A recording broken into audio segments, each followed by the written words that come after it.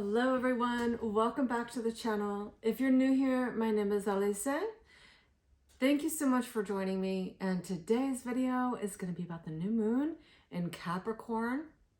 This is occurring on January 11th, 2024 at 6:58 a.m. Eastern Standard Time. So you can translate that to wherever you are in the world. And we know with all new moons, this is a new initiation. It's a seed point. It's like an Aries energy where we're seeding something new, a new chapter. And in this case, this means a new chapter or a new initiation in regards to our own Capricorn consciousness. What is Capricorn? It's a cardinal yin sign. And this is ruled by Saturn. It's the yin form of Saturn. So this is how we structure our reality from the inside out. This is how we experience our internal reality. Remember that Capricorn sits across from Cancerian consciousness, which is the first water sign. So this is where we're really assessing in any given environment that we find ourselves in, our own emotional security, what we're sensing through the feeling realm, and how we notice if what we're sensing feels safe, secure, nurturing, soothing, or if it's not. And we can assess when it's not. We can assess, well, what is it that is insecure within myself, right? So this could then refer back to, well, how am I defining things? Well, let's go back even further. What am I perceiving? How am I actually defining what I'm perceiving? And then recognizing how those definitions are informing us in regards to cultivating emotional security. And we can see if the definitions that we're applying are really resonant for us. Maybe they're definitions that aren't necessarily true for us. Maybe they're definitions we picked up along the way, connecting with people, places, things. So whenever we're talking about the moon or Cancerian, as well as Capricorn consciousness, we're looking at our emotional security and what defines emotional security for us. And we can utilize this as an opportunity to look at what definitions and what beliefs we're subscribing to. Is it resonant? And if not, then we get the opportunity to discard those beliefs, discard those specific definitions that we're applying. And as things are actually we're sensing that we feel emotionally secure, this is great. We can see that how we're building our internal reality is sound and solid. It feels good. We feel like we can expand, because really Saturn and Capricorn and Cancer consciousness ruled by the moon, this is really about having the opportunity to assess our environment in the sense of establishing emotional security so that our foundations are solid and we can then expand out. Because if we don't have a solid foundation, when we go to expand, it's going to crumble. The foundations will crumble, right? The rug is pulled out from under us, right? So we want to establish the security. That's what Capricorn and Cancer is all about. So this new moon in Capricorn at 20 degrees, 44 minutes, it's really about assessing and initiating our environment in a way that is emotionally secure for us, creating our reality to be emotionally secure. Now, this particular new moon has some interesting aspects to it. It is square the nodes. The nodes are in Aries and Libra. And in evolutionary astrology, which is my foundation of and technique of looking at a chart and understanding the energies within the chart and how they're interacting together, in evolutionary astrology, we can see when planets are square the nodes, there is what's called a resolution node. So this is where we can look to What is it that is going to be a key in actually resolving the square to the nose? And the impetus to resolve the square to the nose is because a square is representative of pressure. And if you've been following me, you know it all has to do with how we relate to pressure.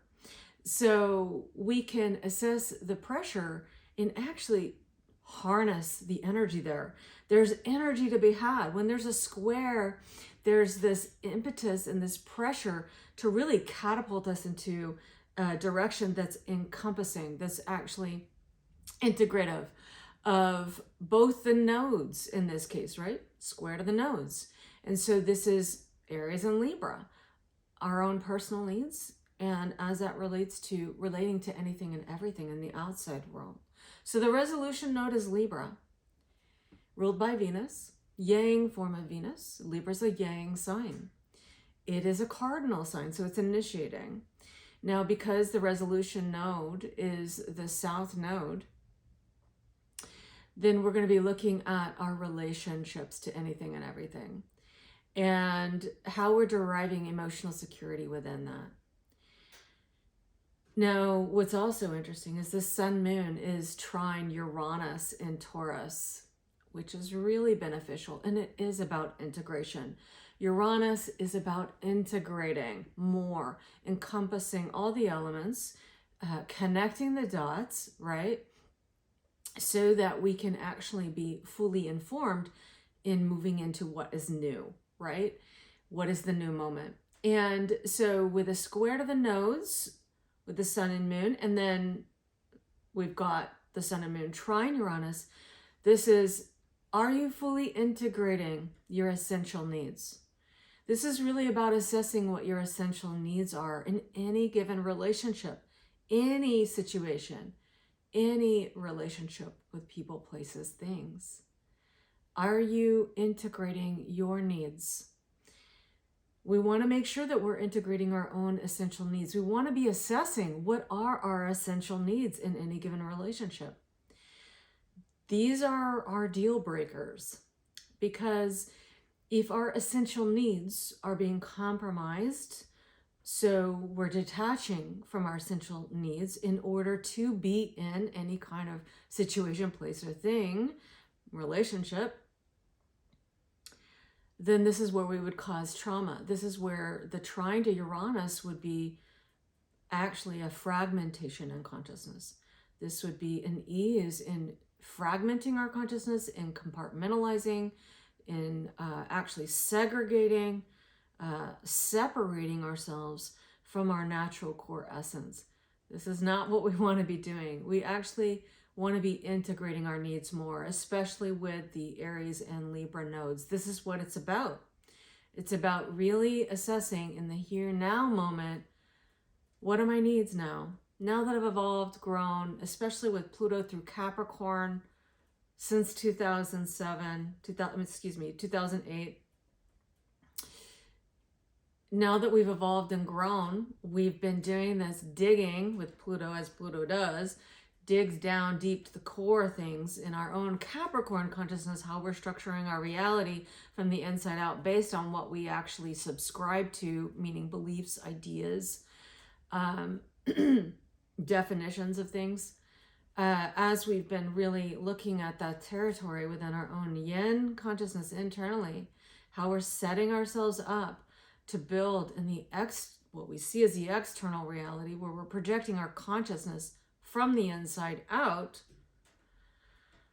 Well, you know, how have we been cultivating our emotional security? And are we actually encompassing our values as well as our own personal value? And of course, this first starts with understanding our own essential needs. What is essential in any given relationship? So we want to be resolving the square to the nose by really taking care of ourselves. Maybe taking care of ourselves in new ways, finding new ways. And maybe we've been in relationships that have exposed where we are not attending to our essential needs, where we are compromising our essential needs to be in the relationship, and we didn't even know we were doing it. And this is where the pressure is such a gift, right? When we have challenging aspects in any given chart, whether our natal chart or in new moon, full moon charts, eclipse charts, these challenging aspects are gifts, because we are not really likely to not notice what isn't working. And so it's a gift to understand it, to see it, to really assess internally, okay, well, how am I going to resolve this so that I can move forward, harnessing all the gifts that are in my proximity, that are in my own life, so that there is this capacity to utilize those gifts, to see them and utilize them. And this is why, I don't know if you noticed, I did write a community post about this new moon. And it talks about this particular new moon as being a rearranging aspect. So this is just what comes to mind as we've been building into this new moon. I've just really been recognizing how important it is that we recognize it's so much about how we arrange our energy and how we arrange our reality as to how effective we are able to actually create the life that we desire, the reality that we are really going for, the vision that we have for our lives. We want to be arranging, and in this particular new moon, rearranging the way in which we're relating to things. And this can be internally and therefore externally. This new moon is, of course, going to build into the next new moon in Aquarius, right? So this is about the rearrangement from the inside so that the outside world reflects the inside world appropriately, or in a clear reflection. And so there's some rearranging that we need to do, because remember, the energy never dies, it only transforms. So in other words, it only rearranges itself. And it rearranges itself based on our own projections of consciousness. So it's from the inside out. We always want to remember that with Capricorn and Cancer, cardinal yin sign, the inside out. How we arrange ourselves from the inside is very much going to assist us in how well we're going to be able to shine our natural core essence with Leo and Aquarius. So a lot of people are saying, yes, this is the first new moon of 2024. According to the Gregorian calendar, it is. However, that is one way, or one arrangement by way we actually count the months of the year. So in the natural cycles, where we're counting the months by the sun and the natural cycles, we would be looking at the astrological year beginning in at the spring equinox.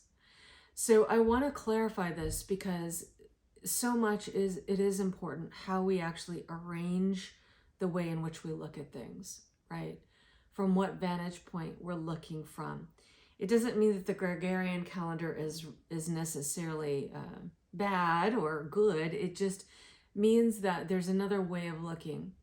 And I think that this way of looking can be really helpful in actually really understanding these last few new moons and full moons until we reach the astrological year at the spring equinox. So this is a new moon in Capricorn. Capricorn is the 10th sign of the zodiac. So rules the 10th house in the natural wheel of consciousness, right?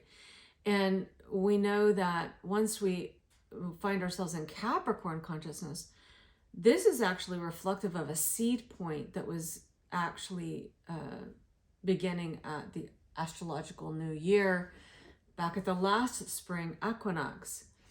And so whatever it was that we were initiating at that seed point has been building, has been growing, building up until the Capricorn new moon.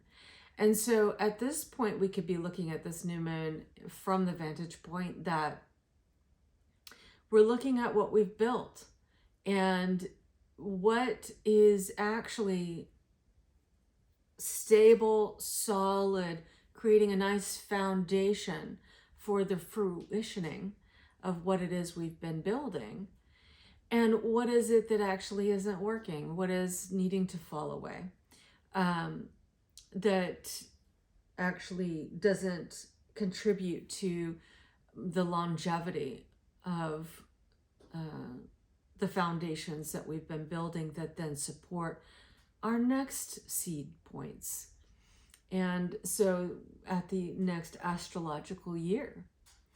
And so with this, with the nodes being in Aries and Libra, again, remembering that where the nodes are is where we're going to be experiencing eclipses. So we're going to have our first eclipse on March 25th and then April 8th of 2024, right? So this new moon can be really supporting those eclipses that are coming up, where we're really assessing, are we really integrating our needs? What is essential? We want to be really making sure we're taking care of ourselves and really, really looking at what is essential to our own needs so that we can build solid foundations as Pluto is moving into Aquarius. In 2024, by next fall, Pluto will fully be in Aquarius, meaning that it won't retrograde back to Capricorn. So we are in a very transitional time. We know whenever Pluto moves into a new sign, it causes disruption because it is exposing. It's a new energy, right? So it's exposing. It's a seed point. It's exposing because it's in the beginning of a new sign, right? Seed point. It's exposing the themes that we're going to be working with as Pluto's in Aquarius for 20 years. So it's going to disrupt. And it only disrupts what isn't solid, right? It's a very potent part of our own consciousness as well as planet in the solar system, Pluto, right? It's very potent. And it very much, when it enters into an aspect in our own charts or in the sky into a new sign, it's going to expose and dig deep down into what is not either built on solid ground or what is rotting, what is no longer serving us in creating the new. And remember, Aquarius is all about the new. So with the sun, moon, and this trine with Uranus, we want to be really clear about what is essential to us, what we want to be taking forward into the new. And, actually really recognizing that if we're not assessing what is essential, then when we go in to try to create this new thing in our own lives, a new reality, and that's of necessity because Pluto is actually going in and actually dismantling what is no longer serving us, then, it's going to be more challenging to actually build from foundations where we've actually detached or fragmented our consciousness, or we've created some kind of trauma in our own consciousness because we haven't integrated what is essential. So this is very, very important with the sun, moon trine to Uranus. Now, what's also interesting is we have Mars in a sextile to Saturn in Pisces. Mars is in Capricorn at 5 degrees, Saturn's at 4. But what's also interesting is not only sextile that Saturn, but Mars is then trine Jupiter in Taurus. So this is really acting upon what we have assessed to be our personal belief system what we value, and how our beliefs support what we value, and how we're acting upon that, how we're building the structures in our lives based on our personal beliefs by dismantling beliefs that we may have subscribed to.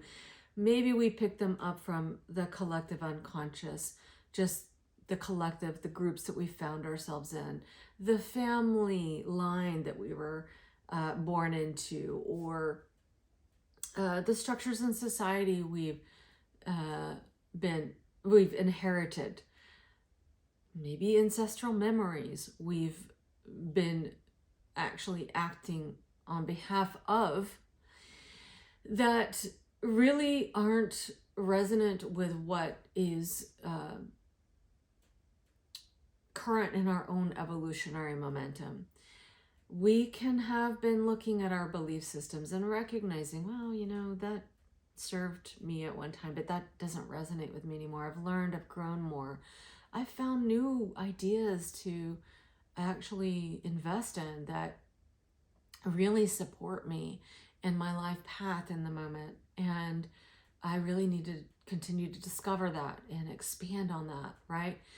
Mars being in a sextile to Saturn is about constriction, because Saturn's about restricting and limiting, restricting, right? And Jupiter's about expanding. So there's this constriction and expansion happening. And Mars is about, where do we need, with sextile Saturn, where do we need to pull back, restrict, limit, hone in,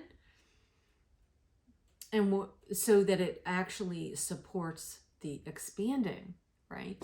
That's going to happen as Pluto moves from Capricorn into Aquarius as well. So this is about expanding on what is new for us, our newfound values, as well as recognizing that we are a resource. We may have recognized more and more and more how much we are a resource for others. And so how do we expand upon that? And how that's expanding naturally by also doing the appropriate boundary work, or restricting and creating limitations where it's appropriate, in regards to maybe ideas and perceptions and belief systems that we've osmosed, or that we've actually subscribed to up to now. So there's this restriction and expansion happening here. Now, Mercury is also in an interesting point. If you've been following me, I've been following this Mercury going back and forth over the galactic center, which is 27 degrees of Sagittarius, how Neptune's been squaring the galactic center as well. And Neptune's moving forward to then go and square that galactic center again. So this third passive Mercury through post shadow onto the galactic center, and now in the new moon charts, very potent, but we know Neptune's also going to continue to move forward to then square that point again. So being that Mercury's at the galactic center at 27 degrees, this is important. I think, we could have been through the Mercury retrograde, been looking at our belief system, been looking at the stories we've lived out, been looking at the stories of our family lines, been looking at the stories of the collective unconscious, the stories we've just osmosed, and the way in which we've related to those stories, and how we've kind of osmosed an idea of how we should relate to them.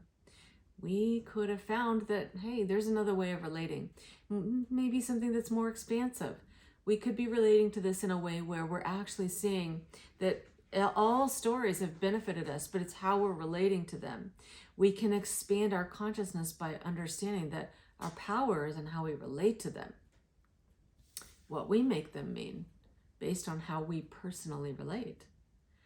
So remember, I'm going to use this as an example. The challenging aspects in a chart is really about a momentum and consciousness, the pressure, and how we're able to actually harness the energy within that has to do with how we relate to pressure. So that as an example, it's all about how we relate to things, on if they serve us or not, right? So we want to be looking at that and recognizing that we can recognize that all the stories that we've experienced in our lives, the way in which we relate to them can very much have to, how do I say this? Can very much impact the way in which they actually affect us. It's how we relate to them. So remember, as an example, how we relate to challenges. That's how well we're able to harness them as something that serves us. How we relate to the stories.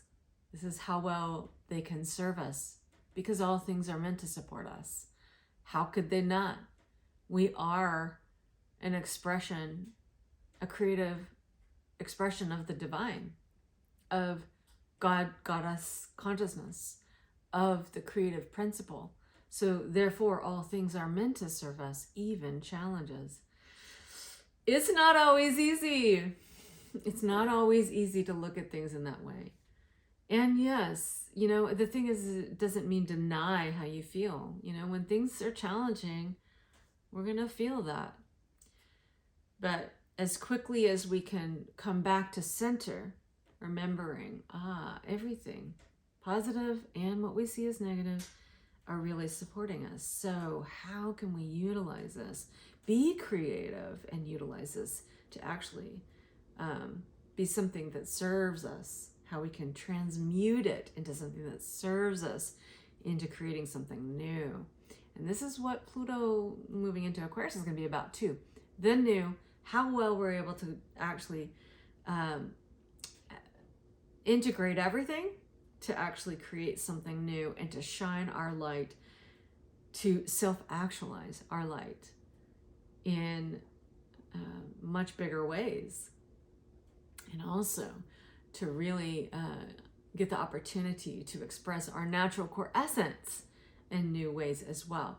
So again, it's very important that we're integrating Sun, Moon, Trine, Uranus, integrating our personal value and integrating what is essential, taking care of ourselves, potentially in new ways than we ever have before, as we relate to anything and everything in the outside world. How can we integrate the stories that we've lived thus far and actually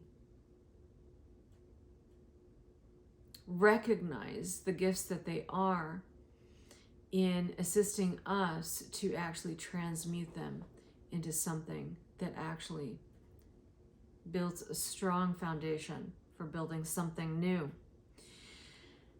So let me see if there's anything else I wanted to say.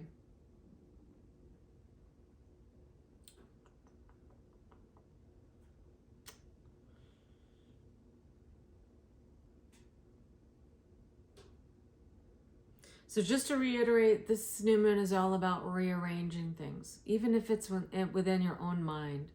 Rearranging things so that they serve you. Remembering from a place that recognizing that all things are meant to support. So how can I utilize this thing to support, And if you read the post that I wrote, and by the way, if you don't find it in the community post on the channel, or you have a hard time finding it, you can always follow me on Facebook. I write all my posts there. I go live on there too. You can find me there. I also have a group called The Labyrinth, A Journey Through the Eclipses, and that's to support during eclipse season. So I go live in there as well. I write posts. I'm also on Substack. I write posts there. So there's lots of ways to connect with the way in which I share the astrological information. But in this post, I was talking about how, when I was a kid, my parents worked and I was an only child. So I would stay at home, particularly in the summers or anytime I was home after school. And I would just rearrange the furniture. And my parents were always amazed because I was able to move this furniture that they could never move by themselves.